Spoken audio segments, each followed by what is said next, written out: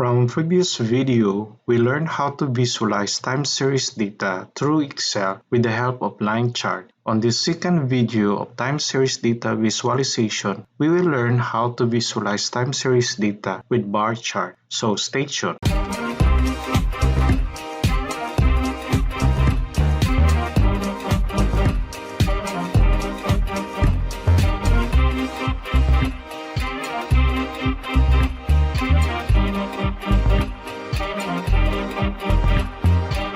This data is related to confirmed cases of coronavirus. This is basically presented by country. Some countries are presented with provinces or states. The next two columns are useful in creating map. Our time series data starts with January 22 and ends with April 16. Let's add a new worksheet. Go back to the original worksheet. Copy all dates from January 22 to the last date.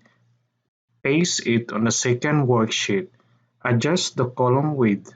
Go back to the original worksheet.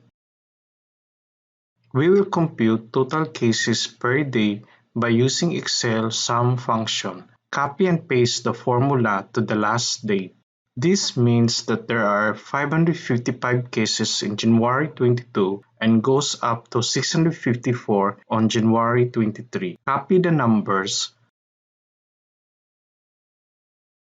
Go to the second worksheet. Go to cell A2.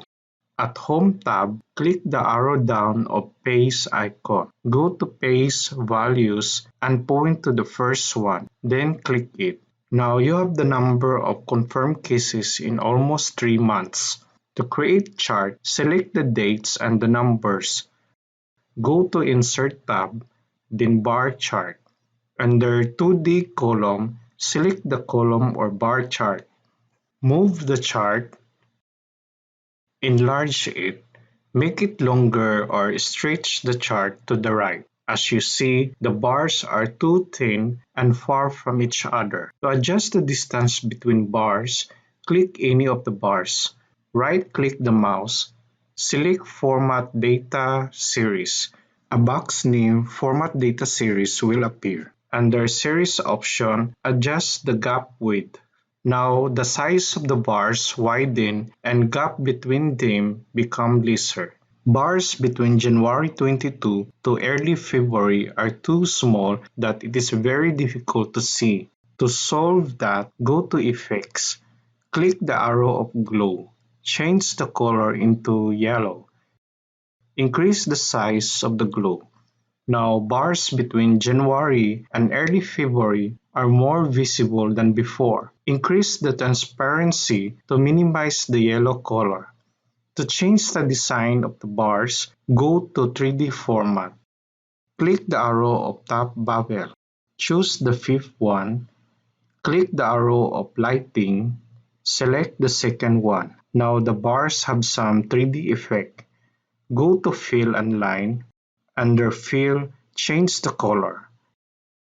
Now our bar has some new background color. Click the plot area. The box will change its name into Format Plot Area. Under Fill, change the color to light blue. When you click the title, the box will change its name into Format Chart Title. You can change now the title of the chart. Change the font color and make it bold.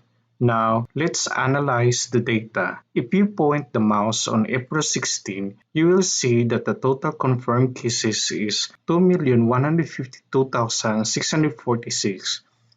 When you go to March 16, total confirmed cases is only 181,574.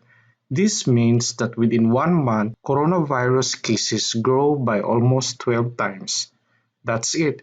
This is a very informative data visualization. Your like and comment will be highly appreciated. Watch out for more time series data visualization videos. Thanks for watching.